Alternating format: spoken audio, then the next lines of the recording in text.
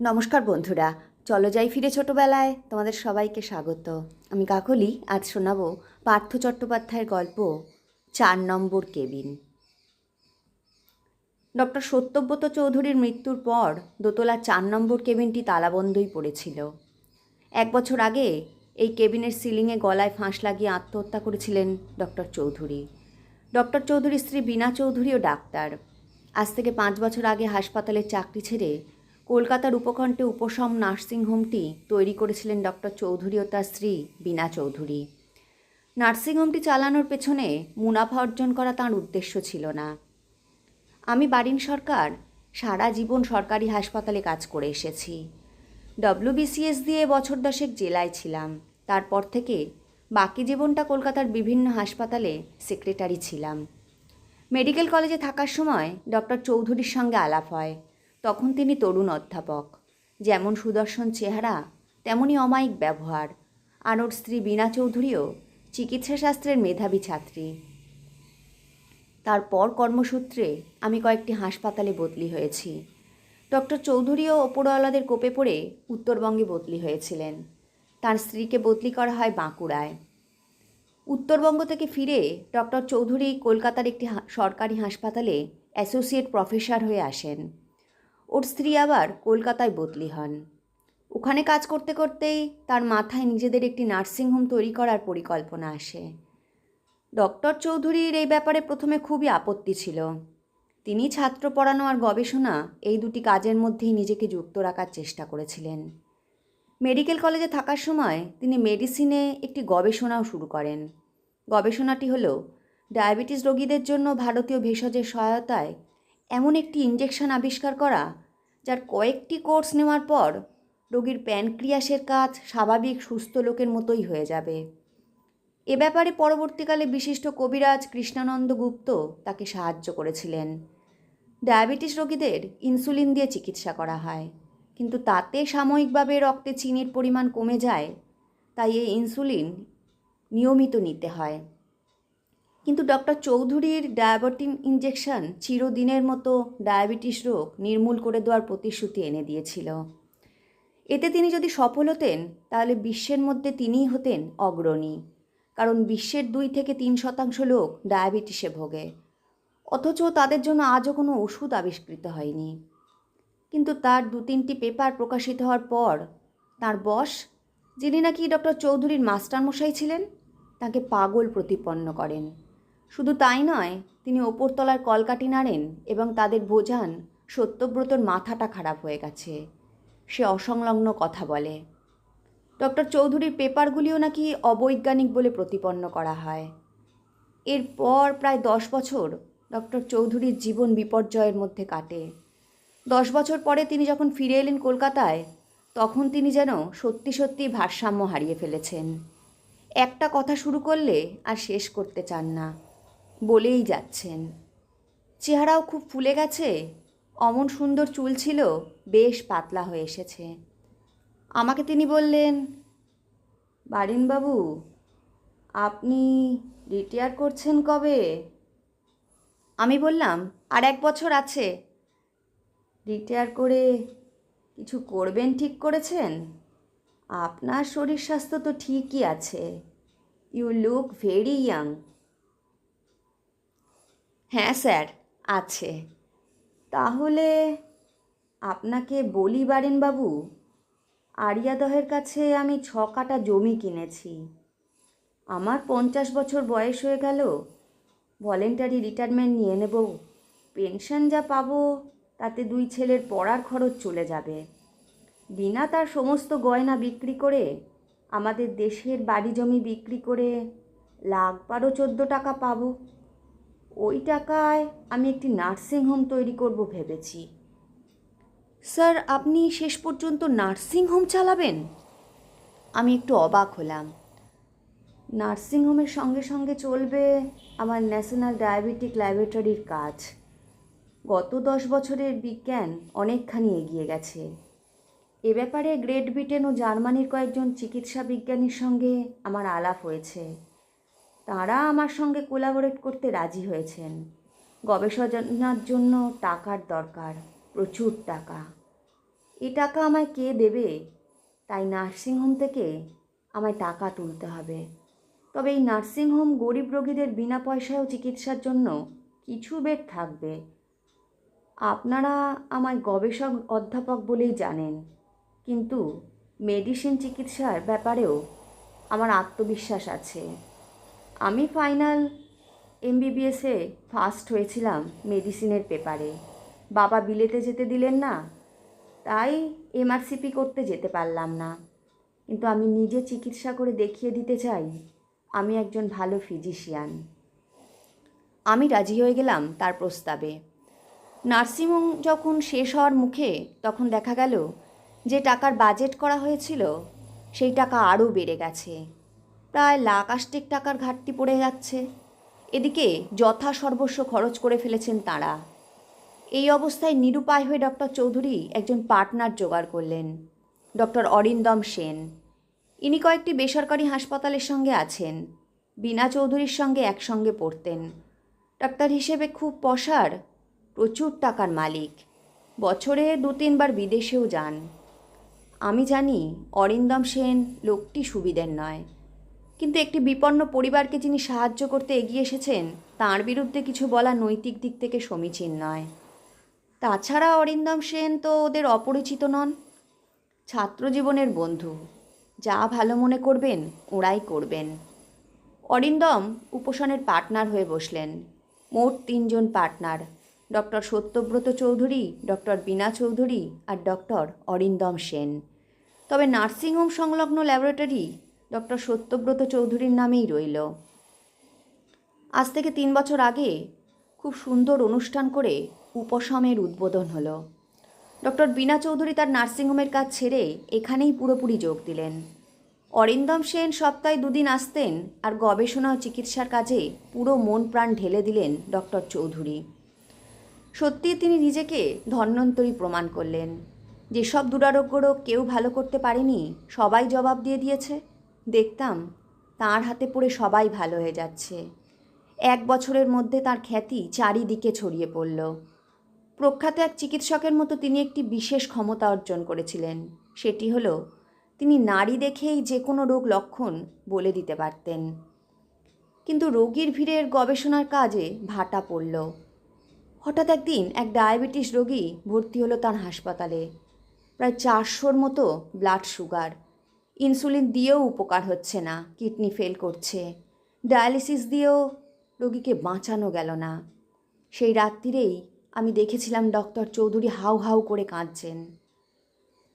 বারিনবাবু, এই রোগীদের বাঁচাবার জন্যই তো আমি গবেষণার কাজ শুরু করেছিলাম, কিন্তু গত 1 বছর ধরে আমি গবেষণা করার একদম সময় পেলাম না।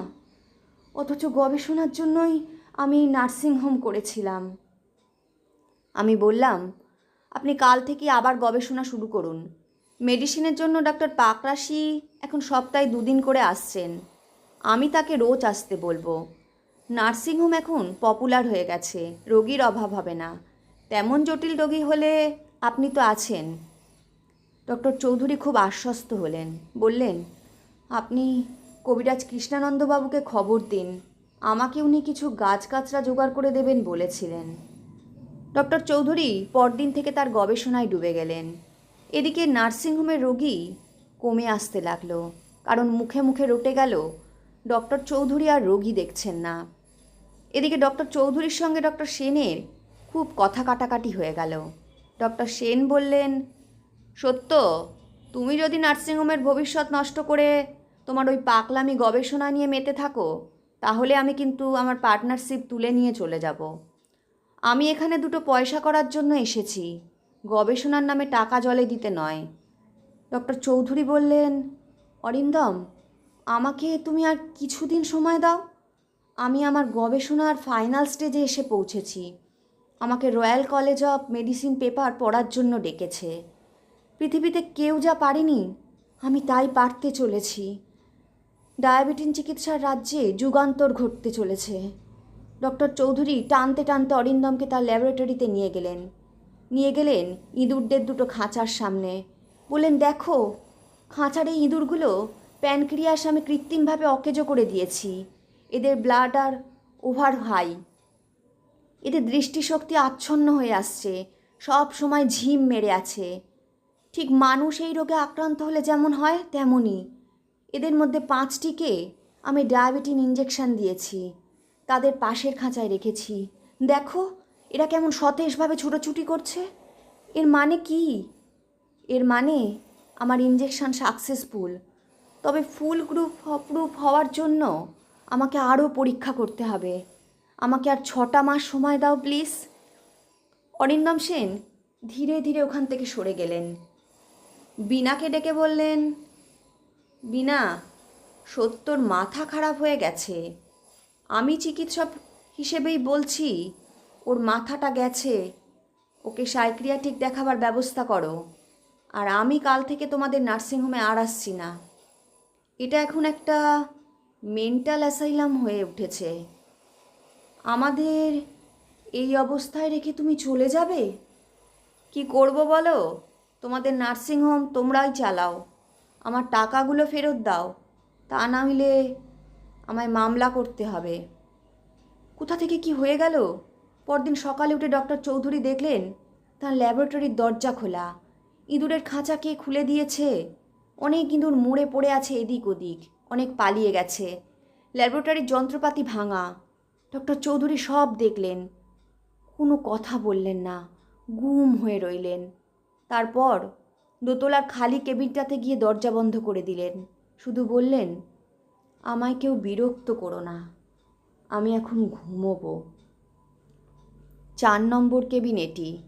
এই কেবিনটি ডক্টর চৌধুরীর খুব প্রিয় ছিল। এই কেবিনের ভাড়া ছিল 400 টাকা। কলকাতা থেকে ভিআইপিরা এই 4 নম্বর কেবিনে এসে ভর্তি হতেন ডক্টর চৌধুরীর আন্ডারে। সেই কেবিনে ঢুকে ডক্টর চৌধুরী দরজা বন্ধ করে দিলেন। নার্সিংহোম প্রায় তখন বন্ধ হওয়ার মুখে। প্রচুর দেনা, কর্মচারীদের বেতন বাকি পড়েছে। বিনা প্রায় পাগলের মতো এদিক ওদিক ঘুরছেন। দুপুরবেলা খাবার জন্য ডাকতেই 4 নম্বর কেবিনের ভেতর থেকে কোনো সাড়া শব্দ এলো না। অনেকক্ষণ ধাক্কাধাক্কি করেও যখন দরজা খুলল না, তখন দরজা ভেঙে ফেলা হলো। যা দেখা হলো তা দেখার জন্য কেউ প্রস্তুত ছিল না। সিলিংয়ের ওপর থেকে ফাঁস বাঁধা ডাক্তার চৌধুরীর দেহটি ঝুলছে। ডক্টর চৌধুরীর মৃত্যুর পর বীণা চৌধুরী বললেন, আমি আর নার্সিংহোম চালাবো না। বারিনবাবু, আপনি যদি নার্সিংহোমের দায়িত্ব নেন তাহলে চালাতে পারেন। আমাকে মাস গেলে একটা টাকা ধরে দিলেই হবে। অরিন্দমের সঙ্গেও আপনি আলাদাভাবে কথা বলুন। অরিন্দম কি শর্ত দেয় দেখুন। আমি বললাম, নার্সিংহোম আবার পুরোদমে চালু করতে গেলে অন্তত 40-50 হাজার টাকার দরকার। তাছাড়া ডক্টর চৌধুরীর জন্যই নার্সিংহোম চলতো। তিনি যখন রোগী দেখা ছেড়ে দিলেন তখন থেকেই নার্সিংহোমের দুরবস্থা। এখন তো কেউই আসবে না। আমায় বুড়ো বয়সে এই দায়িত্বের মধ্যে জড়াচ্ছেন কেন? বীণা বললেন, তাহলে অরিন্দমকে বলুন, তিনি যদি পুরো নার্সিংহোম নিয়ে নিতে চান নিতে পারেন। আমাকে কিছু টাকা দিলেই আমার অংশ ছেড়ে দেব। আমি গিয়ে ডক্টর অরিন্দম সেনকে বলতেই তিনি বললেন, নার্সিংহোম চলবে, যার টাকা লাগে আমি দেব, আপনি দায়িত্ব নিয়ে চালান। আমি ডক্টর রায়ের সঙ্গে কথা বলেছি। উনি মেডিসিনের প্রফেসর ছিলেন, রিটায়ার করেছেন, ভালো চিকিৎসক। আরও ভালো ভালো চিকিৎসকের আমি নিয়ে আসার ব্যবস্থা করছি। মাসখানেকের মধ্যে আবার শুরু করলাম নার্সিংহোম। ভিড় না হলেও কিছু কিছু করে রোগী আসতে শুরু করলো। কিন্তু এই দুর্ঘটনার পর 4 নম্বর কেবিনটি আমরা বন্ধই করে দিয়েছিলাম। একদিন নার্সিংহোমের সব কটি বেড ভর্তি। বেশ কয়েকদিন ধরে এমন ভিড় হচ্ছে। রাত 11টার সময় এক মরণাপন্ন হার্টের রোগী এসে হাজির। সাংঘাতিক স্ট্রোক হয়েছে। রোগীর সঙ্গে ওর স্ত্রী এসেছেন। রিক্সা ভ্যানে করে রোগীকে এনেছেন। রোগীর চেহারা দেখে মনে হলো খুব গরিব। শুনলাম ট্রেনে হকারি করেন। সন্ধেবেলায় স্ট্রোক হয়েছে, বাড়িতেই রেখে দিয়েছিলেন। শেষে প্রতিবেশীদের পরামর্শে এখানে নিয়ে এসেছেন। হাসপাতালে নিয়ে যাওয়ার মতো লোকবল অর্থবল কিছুই নেই। প্রথমে আমি না করে দিয়েছিলাম, কিন্তু রোগীর স্ত্রী শুনলেন না, আমাকে কাকুতি মিনতি করতে লাগলেন। মেট্রন চন্দ্রিমা বলল, স্যার, 4 নম্বর কেবিনটা খুলে দিলে হয় না? কিন্তু আজ রাতে ডাক্তারবাবুরা তো কেউ নেই। সিরিয়াস পেশেন্ট কেউ নেই বলে সবাই চলে গেছে। নাইট শিফটে একজন ডাক্তার থাকেন, তাঁর বাড়িতে আজ বিয়ে আছে, তিনি আসেনি। এই অবস্থায় মরণাপন্ন রোগীকে রেখে কি বিপদে পড়ব? কিন্তু ভদ্রমহিলা কোনো কথা শুনলেন না। বারান্দায় রোগীকে শুইয়ে রাখা হয়েছে। এক্ষুনি অক্সিজেনের ব্যবস্থা না করলে রোগীকে বাঁচানো যাবে না। চন্দ্রিমা দেরি না করে 4 নম্বর কেবিন খুলে দিল। ডক্টর চৌধুরী মারা যাওয়ার পর সেই থেকে এই কেবিন আর খোলাই হয়নি। হাতের কাছে যা ওষুধ ছিল তাই দিয়ে দিল চন্দ্রিমা। ভাগ্যিস গ্যাস সিলিন্ডার ছিল, সেটা বয়ে আনা হলো। তারপর নল নাকের দিয়ে চন্দ্রিমা বলল রোগীর স্ত্রীকে, তুমি বাইরে থাকো, আমরা আমাদের ডিউটি রুমে আছি, রাতে আর কিচ্ছু করার নেই। যাওয়ার সময় চন্দ্রিমা আমাকে বলে গেল, আপনি বাড়ি চলে যান সরকারদা, রোগীর আর কিছু করার নেই, খুব সন্দেহ আছে রাতটা টিকবে কিনা। কিন্তু পরদিন সকালবেলা চন্দ্রিমা খুব দুরু দুরু বুকে রোগী দেখতে গিয়ে অবাক। দেখল রোগী কথা বলছে, আর তার শিওরে বসে কপালে হাত বুলিয়ে দিচ্ছেন রোগীর স্ত্রী।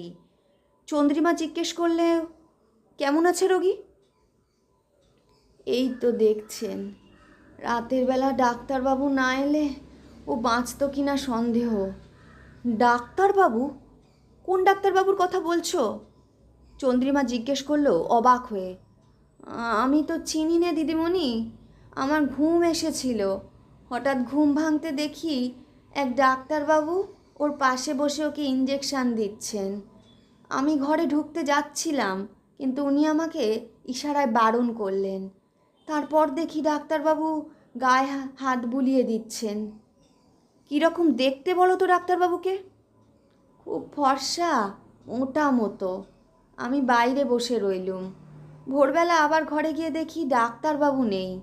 কোন ফাঁকে তিনি বেরিয়ে গেছেন কে জানে। দেখি আমার স্বামী আমাকে আস্তে আস্তে ডাকছে। আমিও শুনে বিশ্বাস করতে পারলাম না। চন্দ্রিমাকে বললাম, চন্দ্রিমা এ কথা কাউকে বলো না। চন্দ্রিমা বলল, আমরা তাহলে একটা কাজ করতে পারি স্যার। কি? আর একজন ডাইং পেশেন্টকে যদি এই কেবিনে এনে রাখি, তারপর দেখি সে অমন সেরে ওঠে কিনা। আমি বললাম, মন্দ বলনি। 3 দিন পরে একটা সুযোগ জুটে গেল। সন্ধেবেলা অগ্নিদগ্ধ এক ভদ্রমহিলা এলেন। প্রায় 80 ভাগ পুড়ে গেছে দেহ, বাঁচানো মুশকিল। এবারে রোগীর আত্মীয় স্বজনের অবস্থা সচ্ছল, তাই কেবিন অফার করায় তারা সঙ্গে সঙ্গে রাজি হয়ে গেলেন। শুধু বললাম, রোগীর ঘরে রাত 10টার পর কেউ থাকবে না। আত্মীয় বলতে রোগীর স্বামী নিজেই এসেছিলেন।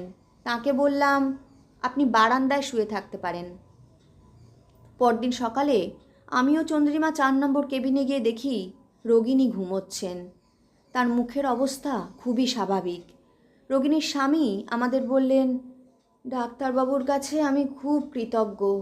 কাল সারা রাত তিনি যা করেছেন আমার স্ত্রীর জন্য। তারপর ভদ্রলোক নিজেই সব কথা খুলে বললেন। গভীর রাত, ভদ্রলোকের স্ত্রী যন্ত্রণায় প্রচণ্ড কাতরাচ্ছিলেন। তার ঘুম ভেঙে গিয়েছিল। তিনি উঠে গিয়ে দেখলেন এক ডাক্তারবাবু, ফর্সা মোটা, গায়ে খয়েরি রঙের শার্ট, তার স্ত্রীর মাথায় হাত বুলিয়ে দিচ্ছেন। প্রথমে তিনি ভেবেছিলেন অন্য লোক, তিনি চিৎকার করে উঠতে যাচ্ছিলেন, কিন্তু ডাক্তারবাবু ইঙ্গিতে চুপ করতে বলে তার স্টেথোটা দেখালেন। তারপর একটা ইঞ্জেকশন দিতেই তার স্ত্রী ঘুমিয়ে পড়লেন। এরপর কোনো কথা না বলে ডাক্তারবাবু ঘর ছেড়ে ধীরে ধীরে বারান্দা দিয়ে কোথায় নেমে গেলেন। আমারও চন্দ্রিমার এবার বিশ্বাস বদ্ধমূল হলো। আমি বুঝতে পারলাম ডক্টর চৌধুরী প্রেতলোকে বাস করে এখনও তার চিকিৎসা চালিয়ে যাচ্ছেন। বোম্বাইয়ে মিস্টার কেনি বলে একজন ভদ্রলোকের কথা মনে পড়ল। তিনি প্রেতের সাহায্যে এইভাবে অশরীরী আত্মাদের দিয়ে অসুখ সারান। আমি বললাম, চন্দ্রিমা এ কথা কাউকে বলো না। ডক্টর চৌধুরীকে দিয়ে আমরা আমাদের ভাগ্য ফেরাতে চাই। এখন থেকে দুরারোগ্য যে সমস্ত কেস আসবে 2 দিন করে এই 4 নম্বর কেবিনে রাখবে। তাই করতে লাগলাম আমরা। খুব কৌশলে দুরারোগ্য রোগীদের 4 নম্বর কেবিনে এনে রাখতে লাগলাম। কিছুদিন পরে তারা সম্পূর্ণ নিরাময় হয়ে ফিরে যেতে লাগলো। অবশ্য আমরা রোগীর আত্মীয় স্বজন বা নার্সকে রাতে 4 নম্বর কেবিনের সামনে থাকতে দিতাম না। দুরারোগ্য ব্যাধি থেকে একের পর এক রোগী সেরে ওঠায় মেডিসিনের ডক্টর A.K. রায়ের খুব নাম হয়ে গেল, কারণ তার আন্ডারেই সব রোগী ভর্তি হয়। ডক্টর রায় এর কিছুই জানতেন না। তার ধারণা হলো তিনিই সবাইকে সারাচ্ছেন। ইতিমধ্যে ডক্টর অরিন্দম সেন গুরুতর অসুস্থ হয়ে পড়লেন। ডক্টর রায় তার চিকিৎসা করছিলেন, তবে বাড়িতে রেখে, কারণ অরিন্দম কোনো হাসপাতালে ভর্তি হতে চাননি। আমি রোজ তাকে দেখতে যেতাম। একদিন আমাকে অরিন্দম বললেন, বারিনবাবু, ডক্টর রায় উপশম নার্সিংহোমে ধন্বন্তরী বলে পরিচিত, এত নাম ডাক তাঁর, কত কঠিন কঠিন ব্যাধি সারিয়ে দিলেন, অথচ আমার এই জ্বর আজ 10 দিনেও কমাতে পারলেন না। কি ব্যাপার বলুন তো? আমি বললাম, স্যার, কিছু যদি মনে না করেন তাহলে একটা কথা বলি। বিশ্বাস করা না করা সব আপনার ব্যাপার। এতদিন ডক্টর রায় রোগ নিরাময় করেছেন বলে যা বলে এসেছেন সব ভুল। আসল চিকিৎসা করছেন doctor Chowdhury. What? Doctor Arindam Sen শুনে লাফিয়ে উঠলেন। আমি তখন সমস্ত ঘটনা খুলে বললাম। ডক্টর সেনের মুখে অবিশ্বাসের হাসি ফুটে উঠল। তিনি বললেন, আপনি কি আমাকে ডাক্তার হয়ে আজগুবি কথায় বিশ্বাস করতে বলেন? আমি বললাম, স্যার, আমাকে প্রত্যেকটি রোগী একই কথা বলেছেন। গভীর রাতে যে চিকিৎসকটি আসেন তিনি আর কেউ নন ডক্টর চৌধুরী। রোগীরা কেউই ডক্টর চৌধুরীকে চেনে না, তার আত্মহত্যার খবরও জানে না। তারা তাকে জীবিত চিকিৎসক বলেই মনে করেন। এরপর ডক্টর সেন যা বললেন তাতে আমি একটু বিব্রত বোধ করলাম। তিনি বললেন, আমি একবার দেখতে চাই সত্যকে, আমাকে তোমরা 4 নম্বর কেবিনে নিয়ে চলো। আমি বললাম, স্যার, আপনি? আপনার যাওয়াটা কি ঠিক হবে? কেন নয়?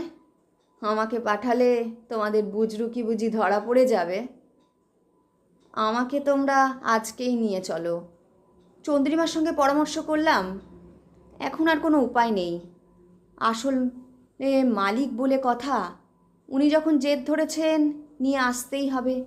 আগামীকাল 4 নম্বর কেবিন খালি হয়ে যাচ্ছে, আর আগামীকালই ডক্টর চৌধুরীর মৃত্যুর 2 বছর পূর্ণ হচ্ছে। দেখতে দেখতে 2 বছর হয়ে গেল না? পরদিন সকালে ডক্টর সেনকে নিয়ে গিয়ে ভর্তি করা হলো 4 নম্বর কেবিনে। আমি চন্দ্রিমাকে বললাম, ডক্টর সেনকে তুমি পার্সোনালি অ্যাটেন্ড করবে, অর্থাৎ আজ রাতে তুমিই ডিউটিতে থাকবে। কিন্তু ডক্টর সেন বলে দিয়েছেন আমার কোনো অ্যাটেন্ডেন্টের দরকার নেই। তা বলুন। রাত্রির বেলা চন্দ্রিমাকে সব বুঝিয়ে দিয়ে আমি আমার অফিস ঘরে একটা বই নিয়ে বসলাম। ঘড়িতে ঢং করে 1টা বাজলো, তারপর 2টো, 3টে। কোথা থেকে রাতের আয়ু যে ফুরিয়ে যাচ্ছে বুঝতে পারলাম না। হঠাৎ চন্দ্রিমা হাঁপাতে হাঁপাতে এসে হাজির। স্যার, স্যার, তাড়াতাড়ি আসুন। কি হয়েছে? ডক্টর ডক্টর সেনের কেবিন থেকে ধস্তাধস্তি আর চিৎকার চেঁচামেচি কানে আসছে। দরজা ভেতর থেকে বন্ধ। মনে হচ্ছে কোনো চোরটোর বোধ হয় ওর ঘরে ঢুকে পড়েছে। পড়ি কি মরি করে ছুটলাম। ইতিমধ্যে নার্সিংহোমের নাইট ডিউটির সিস্টাররা এসে জড়ো হয়েছে। নাইট গার্ড রঘু সিং আর সুরিন্দর তেওয়ারিও এসে হাজির হয়েছে। কিন্তু কেবিনের ভেতর থেকে আর কোনো আওয়াজ কানে আসছে না। তাড়াতাড়ি দরজা ভেঙে ভেতরে ঢোকা হলো। সারা খাট লণ্ডভণ্ড। ডক্টর সেনের অচেতন দেহটা মেঝেয় পড়ে আছে। তার জ্ঞান নেই, তবে নাড়ি সচল, নিঃশ্বাসও পড়ছে। সকালের দিকে একবার কিছুক্ষণের জন্য জ্ঞান ফিরল ডক্টর সেনের। তিনি ইঙ্গিতে আমায় ডাকলেন। আমি বললাম, কি হয়েছে স্যার? এখন কেমন বোধ করছেন? খুব খারাপ। আমি আর বাঁচব না বারিনবাবু। মরার আগে একটা কথা জানিয়ে যাই। ডক্টর চৌধুরীর গবেষণা যাতে না হয় তার জন্য তার ইঁদুরগুলো আমি খাঁচা থেকে বের করে দিয়েছিলাম। বিনা নয়, প্রকৃত দোষী আমি। সত্যব্রত এটা জানতে পেরেছিল, আর জানতে পেরেই আমার উপর প্রতিশোধ নিতে এসেছিল আজ। তার সেই আঘাত আমি আর সহ্য করতে পারিনি। ডক্টর সেন সেদিন রাতেই মারা গেলেন। 4 নম্বর কেবিন সেই থেকেই আবার বন্ধ হয়ে আছে। হাসপাতালের ব্যবসা কমে গেছে, তা কমুক, কিন্তু 4 নম্বর কেবিন আর খোলা হবে না। কেমন লাগলো বন্ধুরা? গল্পটা যদি তোমাদের ভালো লাগে তাহলে অবশ্যই লাইক, শেয়ার, কমেন্ট করো কিন্তু। আর আমার চ্যানেল যারা নতুন বন্ধু তারা আমার চ্যানেলটা সাবস্ক্রাইব করে নিও। আর পাশে থাকা বেল আইকনটা বাজাতে ভুলো না যেন। আজ তবে আসি, আবার আসবো আগামী পর্বে অন্য কোনো গল্প নিয়ে।